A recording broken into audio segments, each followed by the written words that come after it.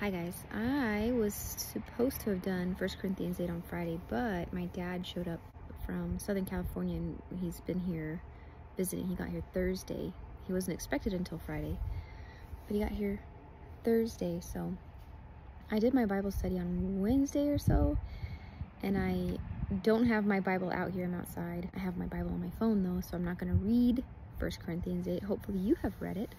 But in the beginning, it does start off by saying, now those of you concerning food that has been sacrificed to idols, like whether or not you should eat it. Knowledge puffs up, but love builds up.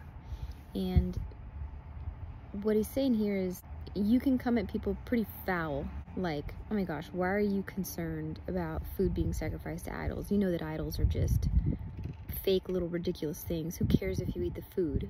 What he means by knowledge puffs up but love builds up is, if someone is what they would call in the Bible of weaker faith and they are concerned about something being sacrificed to idols and eating it, and they think it's going to taint them or turn them into like some, I don't know what they're afraid of, but you're not supposed to come at them with sort of a condescending, don't you know that kind of an attitude.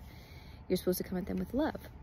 So what's more important here isn't necessarily whether you should or should not eat food sacrificed to idols. It is that whether someone is convicted by that or not, you're supposed to address them with love.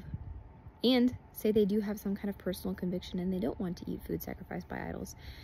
Don't make fun of them for it, and don't hand them a sandwich made from food that was sacrificed to idols. Like, you're supposed to build each other up with love. And if there is correction there, you do it in love. Love trumps it all. And you can have knowledge, you can have all the knowledge in the world of biblically, memorize all your verses and all this kind of stuff, but if you're not genuinely loving people and concerning yourself with how it affects other people or offends other people, you're not doing it. You're not doing things right.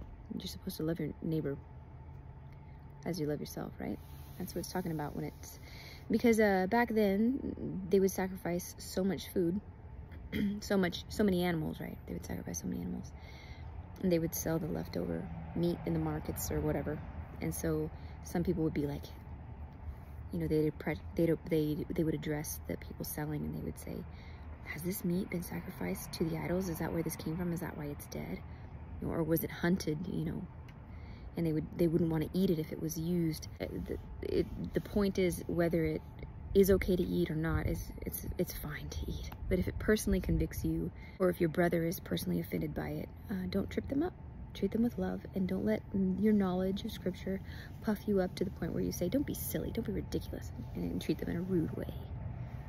I kind of felt that way when I first tried going to church years ago. I would ask questions, and I think that they thought that I was being condescending, but I just didn't know anything about the Bible at all.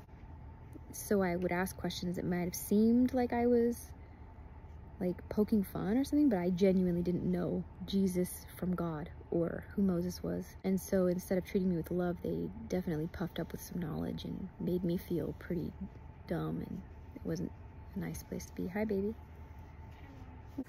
And then of course you've got some people that are super, like, they keep the law. I keep picking on these Hebrew roots people, but they'll come at you talking about you shouldn't eat this, that, and the other. But here we read in 1 Corinthians 8 that it's not food that makes us more pure or less pure. Food does not equal, food does not have any weight in your salvation or your walk.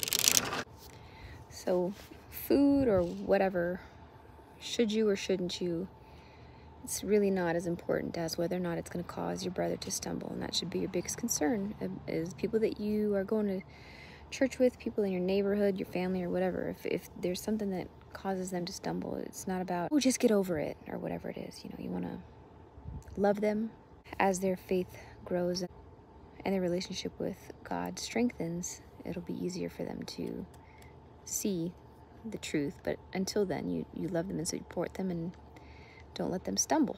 Okay, that was pretty short. I'll see you Monday for 1 Corinthians 9.